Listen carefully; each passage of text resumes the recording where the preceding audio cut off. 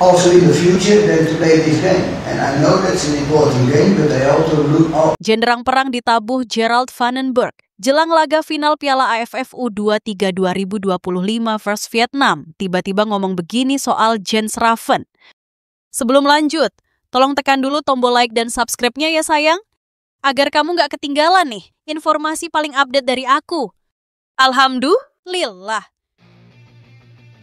Jenderang perang ditabuh Gerald Vandenberg jelang laga final Piala AFF U23 2025 vs Vietnam. Tiba-tiba ngomong begini soal Jens Raven. Pelatih timnas Indonesia U23, Gerald Vandenberg, mengakui timnya masih sangat bergantung pada Jens Raven untuk mencetak gol jelang melawan Vietnam U23 pada final Piala AFF U23 2025 di Stadion Utama GBK, Jakarta Selasa, 29 Juli. Dari 10 gol yang sudah dicetak Indonesia selama Piala AFF U23 2025, 7 diantaranya dicetak oleh Raven. Terakhir, penyerang naturalisasi itu mencetak 1 gol penting saat Indonesia mengalahkan Thailand lewat adu penalti di babak semifinal. Sementara 3 gol lainnya dicetak oleh Arkan Fikri dan Raihan Hanan saat melawan Brunei Darussalam, dan 1 gol lagi tercipta melalui gol bunuh diri pemain Filipina jelang final Piala AFF U23 2025 Indonesia vs Vietnam. Vandenberg mengakui timnya masih kesulitan untuk mencetak gol dan sangat bergantung pada Jens Raven sebagai mesin gol utama. Memang saat ini kami sulit mencetak gol dan kami cuma punya Jens Raven yang bisa mencetak gol dan ada beberapa pemain lain selain Jens yang bisa cetak gol, ucap Vandenberg dalam jumpa pers jelang Indonesia vs Vietnam Senin 28 Juli. Jadi saya ingin cari solusi untuk jangka pendek ini. Di final lawan Vietnam, pemain-pemain mana yang bisa saya tugaskan mencetak gol? Ujar sosok yang turut membawa Belanda menjuarai Euro 1988 itu. Sebaliknya, timnas Vietnam U23 punya daftar pencetak gol yang cukup merata. Nguyen Hyo Min dan Nguyen Dinh Bach sudah sama-sama mencetak 2 gol. Sementara Quoc Van Khang, Pham Ly Duc, dan Nguyen Xuan Bach berhasil mencetak 1 gol. Vandenberg berharap masalah minim pencetak gol di skuad timnas Indonesia U23 bisa segera teratasi, terutama usai Piala AFF U23 2025. Pasalnya, Indonesia U23 akan menjalani kualifikasi Piala Asia U23 2026 melawan Laos, Macau, dan Korea Selatan pada September mendatang. Tapi untuk di turnamen selanjutnya, nanti kita lihat saja apakah kami akan cari pemain lain, entah dari Belanda atau Indonesia, untuk membantu tim ini yang agak kesulitan mencetak gol, kata Vandenberg. Sangat luar biasa, tampil impresif bareng timnas U33 Indonesia. Begini pengakuan pelatih Persija. Persija Jakarta mengirim 2 pemainnya ke skuad timnas U23 Indonesia yang tampil di ajang ASEAN Cup U23 2025. 2 nama yang dimaksud adalah Raihan Hanan dan Doni Tripamungkas. Keduanya sukses jadi andalan tim sejak awal turnamen. 2 produk Akademi Persija Jakarta tersebut tidak pernah absen dalam perjalanan Garuda Muda di ASEAN Cup U23 2025.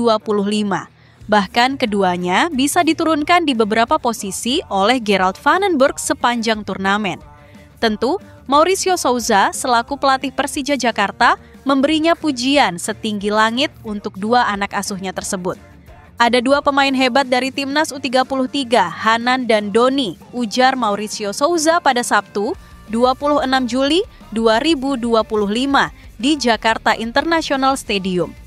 Pelatih asal Brasil tersebut mengucapkan selamat kepada timnas U33 Indonesia yang melaju ke final ASEAN Cup U33 2025. Selamat kepada mereka atas hasil yang kalian Indonesia capai, ujarnya. Itu berkat tim. Kami tahu mencapai final tidaklah mudah. Lanjutnya, penampilan impresif keduanya di timnas U23 Indonesia menimbulkan tanda tanya apakah dapat kesempatan starter di musim depan bersama Persija Jakarta. Mauricio Souza pun buka suara soal kans keduanya menjadi starter. Menurutnya, semua pemain Persija telah membuktikan dirinya di laga uji coba lawan Arema FC pada Sabtu, 26 Juli 2025. Ex-pelatih Madura United tersebut hanya akan memberi kesempatan main bagi siapapun yang dalam kondisi terbaik. Tapi kami sedang memberikan contoh tim yang kuat, ujar ex-pelatih Madura United tersebut.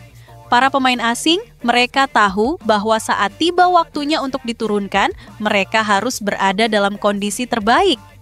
Hari ini Axel bermain sangat bagus, Witan juga bermain sangat bagus, Alfrianto Nico juga tidak bermain di posisi aslinya, bek kiri, dan bisa tampil bagus. Rio Fahmi bermain bagus, 2 bek tengah bermain bagus, kami punya tim yang kuat. Siapa yang akan bermain adalah mereka yang dalam kondisi terbaik. Tujuan saya adalah selalu menurunkan formasi terbaik di lapangan. Tujuan kami adalah meraih kemenangan, dan untuk itu kami harus menurunkan yang terbaik saat ini. Tujuan saya adalah memperbaiki bagian yang belum berjalan dengan baik. Mungkin itu juga menjawab pertanyaan mengapa Thales datang ke sini. Dia adalah satu lagi pemain hebat dan menjadi contoh yang sangat kuat, lanjutnya. Bikin kaget, alasan Calvin Verdong absen di laga uji coba NEC versus PAOK. Begini penjelasannya, bintang timnas Indonesia, Calvin Verdong, harus absen saat timnya, NEC Nijmegen, menjalani laga uji coba kontra PAOK FC. Dalam laga uji coba yang digelar pada Sabtu, 26 Juli 2025. Itu, Verdong tak terlihat di daftar pemain yang dibawa NEC Nijmegen. Pada pertandingan yang digelar di Belgia itu, NEC harus menyerah dengan skor 2-3 dari klub Yunani tersebut. Kekalahan tim yang berbasis di Nijmegen itu sudah terlihat tandanya di awal babak pertama usai kebobolan lewat gol Andri Jazivkovic di menit ke-9. NEC sempat menyamakan kedudukan di menit ke-20 lewat Tijaron Cherry. Sayangnya, PAOK kembali unggul di akhir babak pertama lewat Giannis Konstantelias. Di babak kedua, NEC sempat menyamakan kedudukan lagi lewat Meis Hodemakers di menit ke-50. Tapi buruknya, lini pertahanan tim besutan Dick Schroeder itu membuat lawan kembali unggul di menit ke-70. Adalah Tyson Barcelo Freda yang membuat gol kemenangan untuk tim 3 besar babak final Liga Yunani 2024 sampai 2025. Terlepas dari hasil itu, absennya nama Verdong dalam daftar pemain NEC menuai pertanyaan dari publik. Banyak yang mengira bahwa absennya Calvin Verdong karena masuk daftar jual di musim panas ini. Apalagi medio April 2025, Verdong secara belak-belakan mengaku bisa saja pindah dari NEC Nijmegen dengan alasan keuangan. Saya tidak punya pilihan impian, tapi mungkin langkah finansial lainnya. Saya sudah cukup tua sebagai pesepak bola, ucapnya dikutip bolasport.com dari Forza Nece. Selain itu, beberapa klub top Belanda seperti PSV Eindhoven dan Ajax Amsterdam sempat dilaporkan meminatinya. Absennya Verdong dari laga NEC versus PAOK FC itu bukan karena dirinya akan dijual, melainkan karena tengah sakit. Dilansir dari sumber yang sama, bek berusia 28 tahun itu harus absen karena penyakit yang dideritanya. Sayangnya belum diketahui penyakit apa yang diidap oleh mantan pemain Feyenoord tersebut. Meski absen karena sakit, desas-desus Verdong akan cabut dari NEC tetap berkembang sepanjang musim panas ini. Kendati banyak rumor dirinya akan cabut, NEC memilih tak ambil pusing karena kontraknya masih tersisa cukup lama, yakni hingga Juni 2018.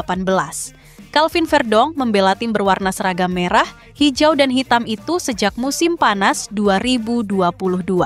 Verdong didatangkan secara gratis oleh NEC Nijmegen usai kontraknya habis bersama klub Portugal, Famalicão. Sejak didatangkan, bek kiri yang pernah membela FC Twente itu sudah mencatatkan 161 penampilan di segala ajang.